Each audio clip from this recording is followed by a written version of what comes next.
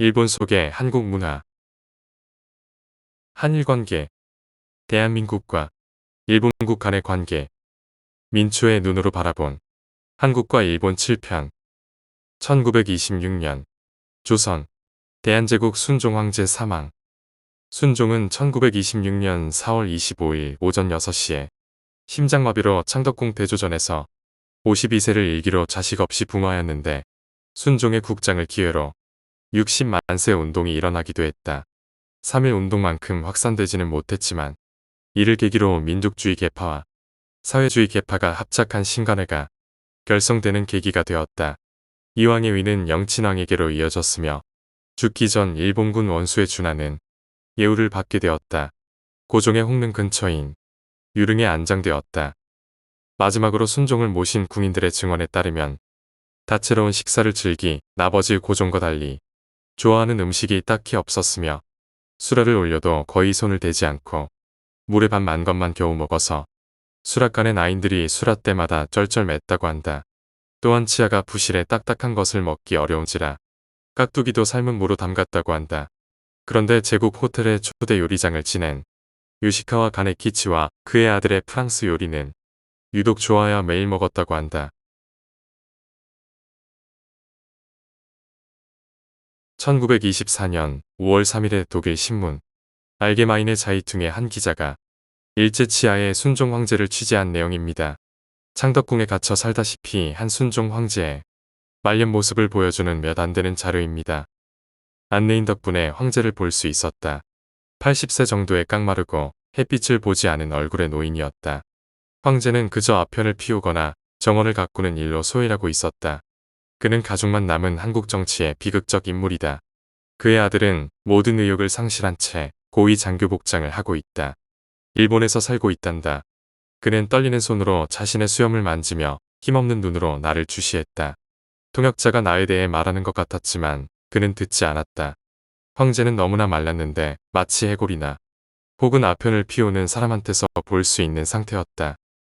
1926년 조선 60만세운동 1926년 6월 10일 대한제국의 마지막 황제였던 순종 황제의 장례식에 일어났던 독립만세운동이다. 대한제국의 마지막 황제인 순종이 승하하면서 조선 왕실의 역사는 막을 내렸다. 많은 사람들이 서울로 몰려가서 황제의 죽음을 슬퍼했지만 사람들이 뭉칠 것을 우려한 일본 경찰들이 강제로 사람들을 해산시켰다. 그러면서 일본 제국은 영친왕을 이왕으로 봉하고 항일운동이 일어나지 않도록 경계를 펼쳤다. 하지만 애국자들은 이에 굴하지 않고 순종의 장례식인 6월 10일에 전국적인 만세운동을 하기로 결의했다. 1926년 60만세운동은 순종의 승하를 계기로 조선공산당과 학생계, 천도교 세력이 연합전선을 이루어 3.1 운동의 경험을 바탕으로 전개한 제2의 만세운동이었다. 60만세운동은 3.1 운동 이래 주권 회복을 바라던 우리의 민족 정신을 다시 불러일으켰으며 1927년 신간회운동과 1929년 광주학생 독립운동의 발판이 되었다. 1929년 일본 세계 대공황 시작. 대공황은 1929년에 미국을 중심으로 발생한 세계적인 경제 공황을 이른다.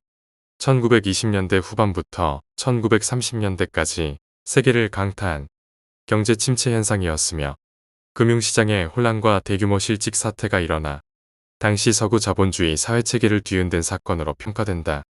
대공황 이전에도 크고 작은 세계 경제에 부침이 있었지만 이보다 더 심각한 범세계적 경제 후퇴 현상은 없었다. 대공황으로 인해 경제와 사회가 무너지면서 국민들의 삶의 질이 악화되었고 인종차별이나 노사 갈등을 비롯한 사회적 갈등이 심화됐다. 결국 이는 많은 국가들이 전체주의에 빠지는 데 일조했다. 반면 당시 소련은 서구와 달리 경제개발 5개년 계획에 입각한 계획경제를 통해 호황을 누리고 있었다. 대공황 기간 동안에 약 10만 명의 미국인들이 소련으로 이민 신청을 했고 이는 당시 경제 발전을 위해 숙련공이 필요했던 소련에게 도움이 되었다. 세계 대공황으로 일본 자본주의 결함이 크게 드러나는 등 불황이 한층 더 깊어지자 극우 보수 세력과 청년 장교들은 국민 불안감을 앞세워 암살과 쿠데타를 일으키고 일본 민간 의회 정부는 전복되었다. 1931년 일본 만주사변 만주사변 혹은 9.18 사변은 일본 제국이 1931년 9월 18일 류태오후 사건, 남만주 철도 폭파 자작극을 일으켜 일본 관동군이 만주를 중국 침공을 위한 전쟁의 병참 기지로 만들고 식민지화하기 위해 벌인 전투를 말한다. 제1차 세계대전 종전 이후 일본이 지원하는 중국의 군벌 봉천파 장조리는 장제스의 국민혁명군에 밀리기 시작하여 일본 본국 정부는 장조린에게 퇴각을 권고했고 만주에서 그를 보호하려 하였다. 일본 정부의 시각에 반발해 관동군의 일부 참모들이 모의하여 장조린을 암살하는 데 성공하였다. 이로써 관동군과 봉천파의 협조는 종결되고 장조린의 아들 장세량은 국민당 정부에 합류하였다. 국민당 정부는 반일 공세를 전개하였고 세계경제대공황과 겹쳐 만주에서 일본의 이권이 타격을 받았다. 일본이 이러한 위기를 타파하고자 만주 전체를 침략할 필요성을 느끼고 1932년 1월 만주 전역을 점령. 3월에는 마지막 황제였던 선통제 푸이를 꼭두각시로 괴뢰 정권인 만주국을 세웠다. 이 일은 국제적으로 많은 비난을 받았고 국제연맹은 1933년 2월 이튼 보고서를 채택하여 일본의 철병을 요구했으나 일본은 이를 거부하고 국제연맹을 탈퇴했다. 만주사변은 1945년까지 계속된 중국과의 15년 전쟁의 시작이며 제2차 세계대전의 서막을 이루는 것이었다.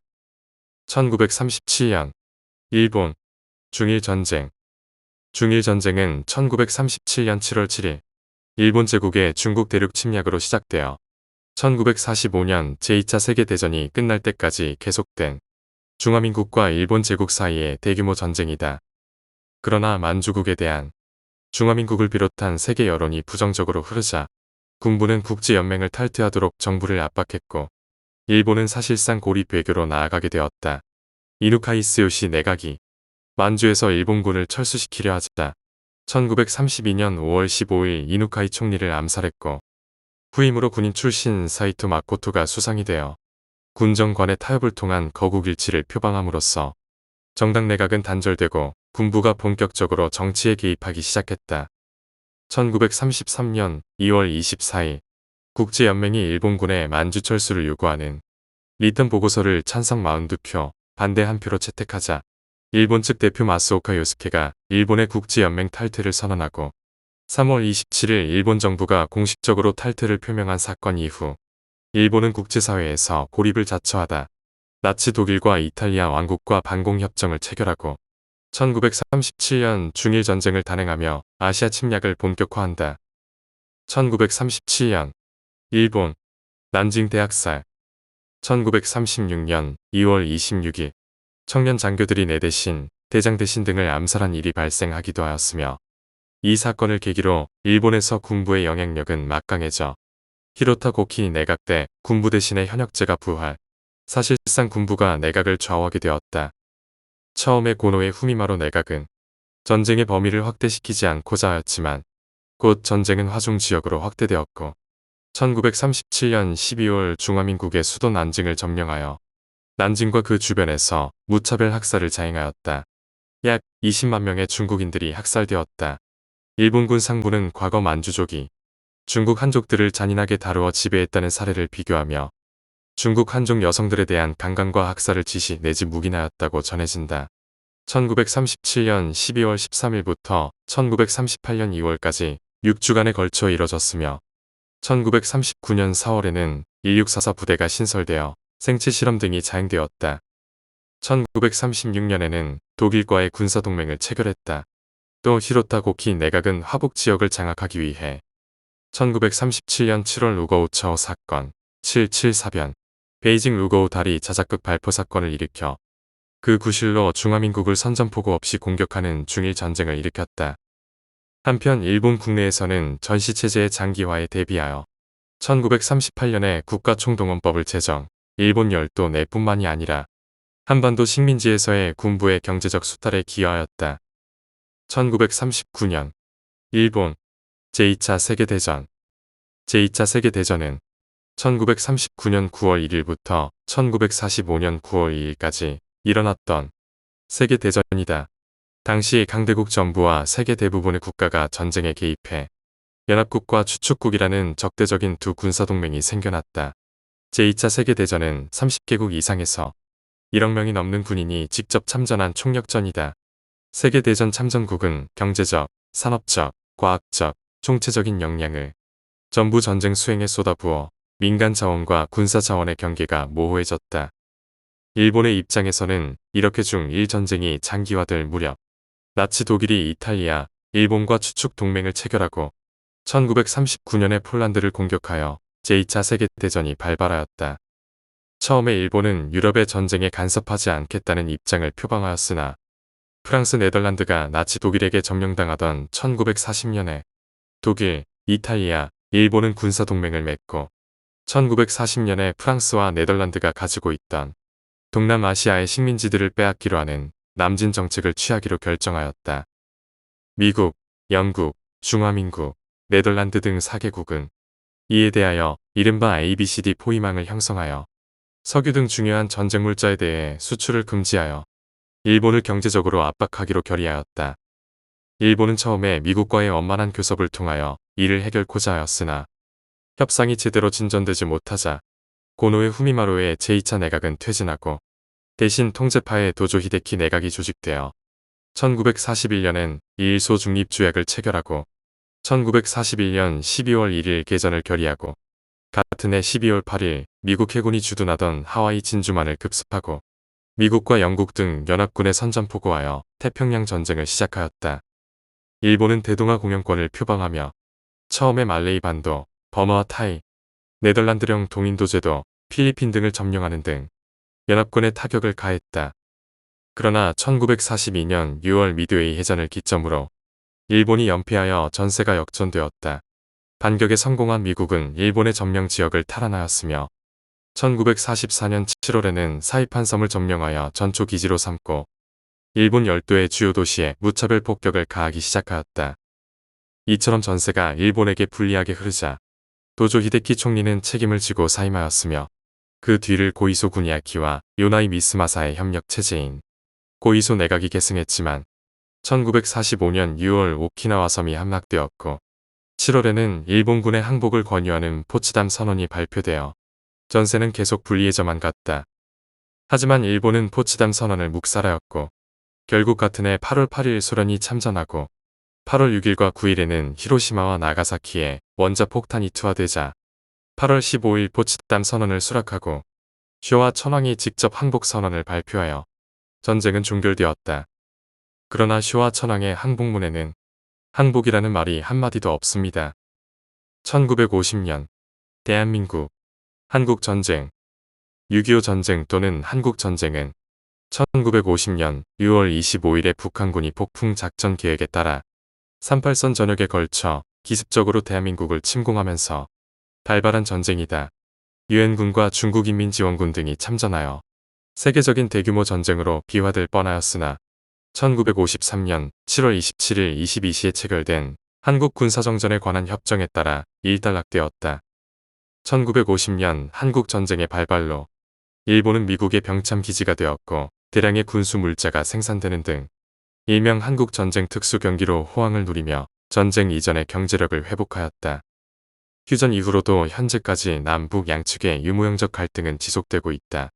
제2차 세계대전 이후 공산, 반공 양강 진영으로 대립하게 된 세계의 냉전적 갈등이 전쟁으로 비화한 대표적 사례로 냉전인 동시에 실전이었으며 북부전인 동시에 전면전이라는 복잡한 성격을 가졌다. 이는 유엔군을 비롯해 중화인민공화국과 소비에트 연방까지 관여한 제2차 세계대전 이후 최대 규모의 전쟁이다. 1952년 대한민국 평화선 선언 한국전쟁이 교착 상태에 빠진 1951년 7월부터 휴전회담이 개시되면서 당시 대한민국의 대통령 이승만은 1952년 1월 18일에 평화선을 선언했다. 2월 12일 미국은 이승만의 평화선을 인정할 수 없다고 통보해왔으나 이승만은 이를 묵살하였다. 이 경계선은 제2차 세계대전 이후 1945년 9월 27일 미국이 일본어업의 조업구역으로 설정한 메가더 라인이 1951년 9월 8일 샌프란시스코 미일 평화조약이 1952년에 발의됨에 따라 무효화된다. 이승만은 이를 대체할 법안으로 당시 한국과 일본과의 업 분쟁에서 대한민국의 주장에 의한 방위 수역을 설정하고자 한 것이다.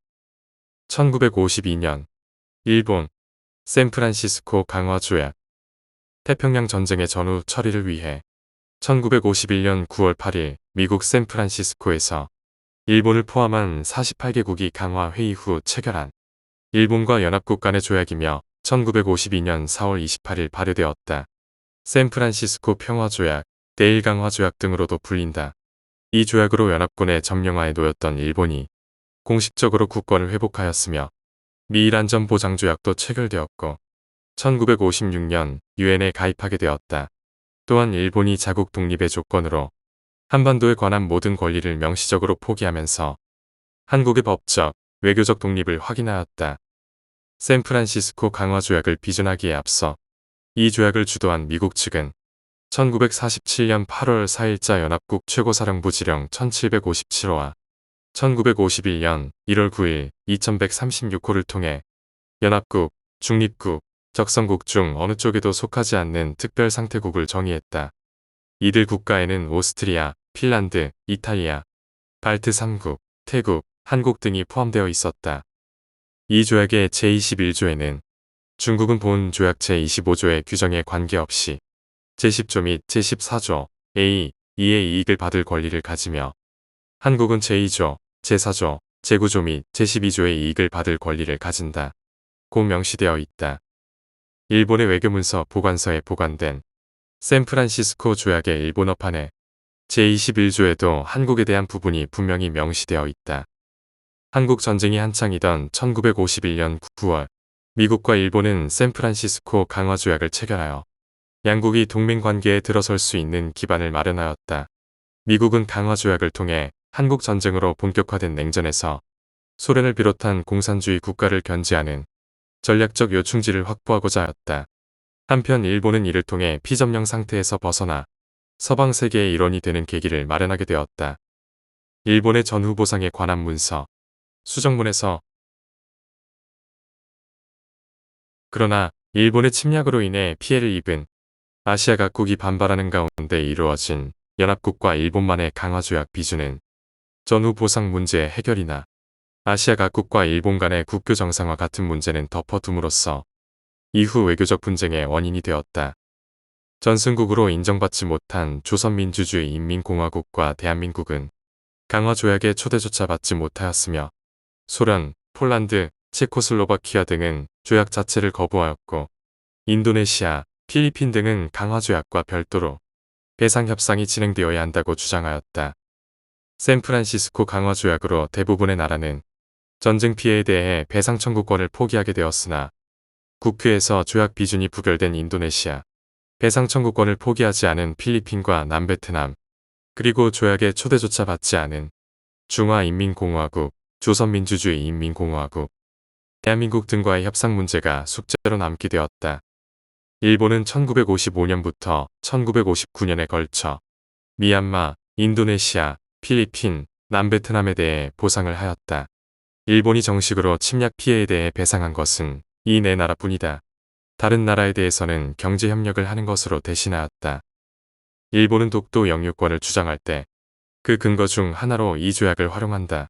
샌프란시스코 조약 중에 한국의 독립과 영토에 관련된 조항은 다음과 같다. 사실 1947년에 작성된 초안에는 위에 언급된 섬들과 함께 독도도 포함되었다. 이는 연합군이 제작한 지도 등에서도 확인되는 부분이다.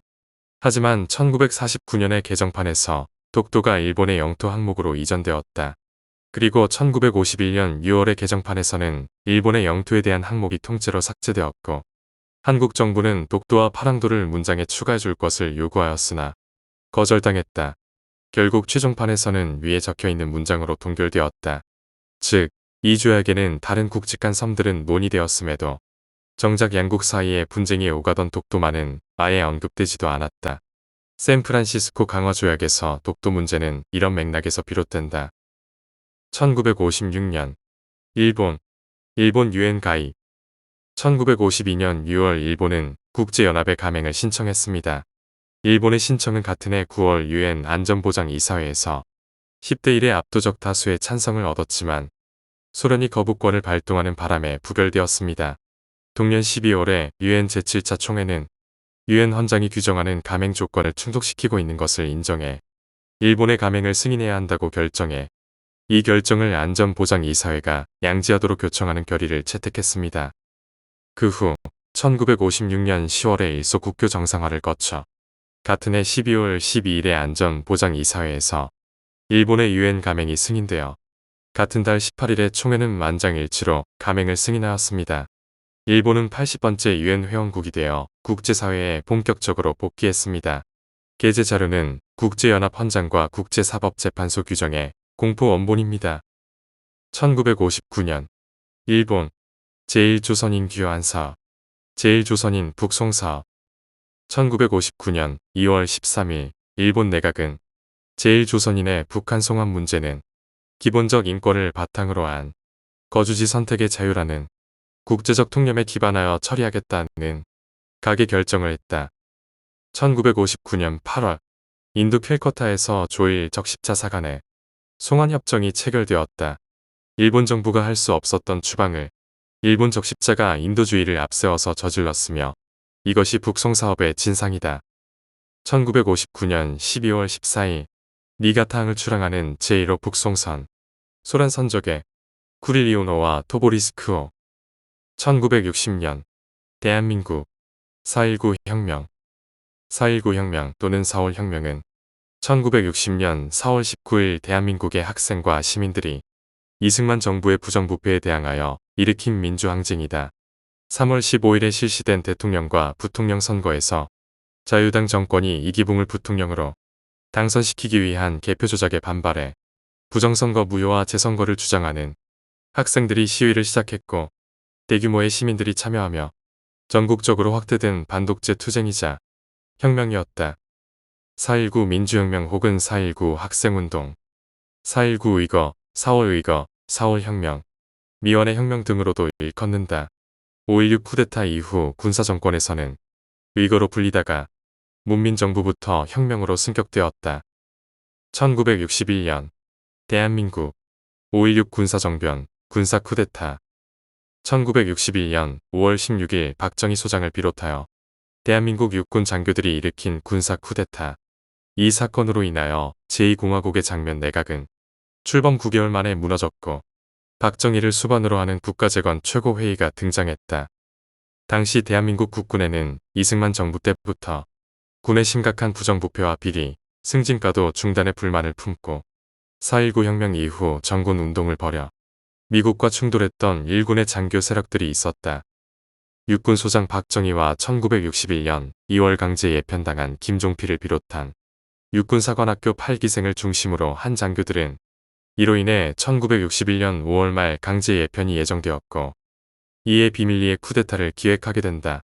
박정희 등은 이승만 정부 때 쿠데타를 하려 했으나 4.19로 무산됐다가 다시 진행한 것이다.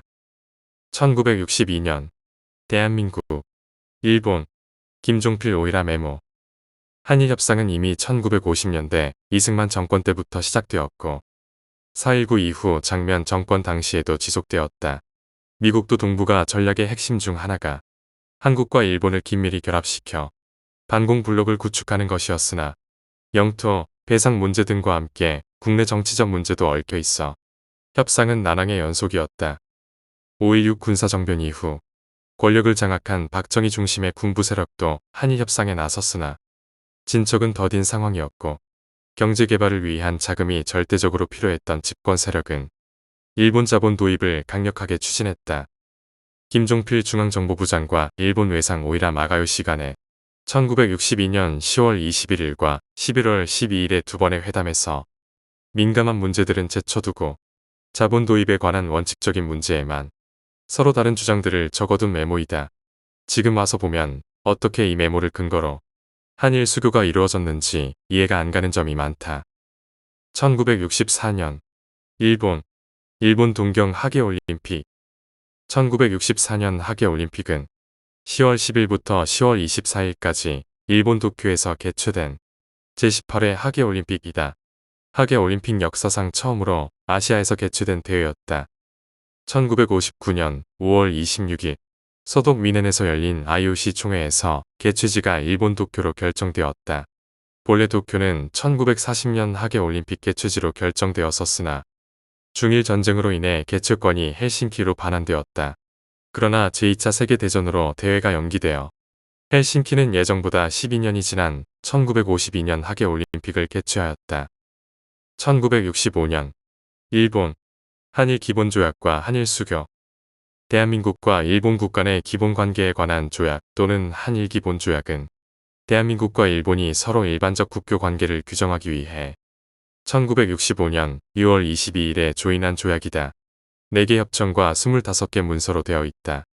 일본에서 사용하는 명칭은 일본국과 대한민국과의 사이의 기본관계에 관한 조약이다. 대한민국과 일본은 1965년 6월 22일 도쿄에서 한일 양국의 국교관계에 관한 조약 기본조약을 조인함으로써 수교했다. 대한민국과 일본은 1951년 이후 5차례에 걸쳐 회담을 가졌으나 서로 의견이 엇갈려 제대로 되지 않았다. 우선 일본은 개인 배상을 제안했지만 대한민국 정부는 이것을 거부했다. 반대로 대한민국 정부는 국가에 대한 배상을 일본에 요구하고 논의가 진행됐다. 결국 1964년 박정희를 위시한 군부 정권은 일본과의 외교 관계를 수립하였다. 박정희 정부는 그 대가로 일본으로부터 차관을 지급받기도 하였다.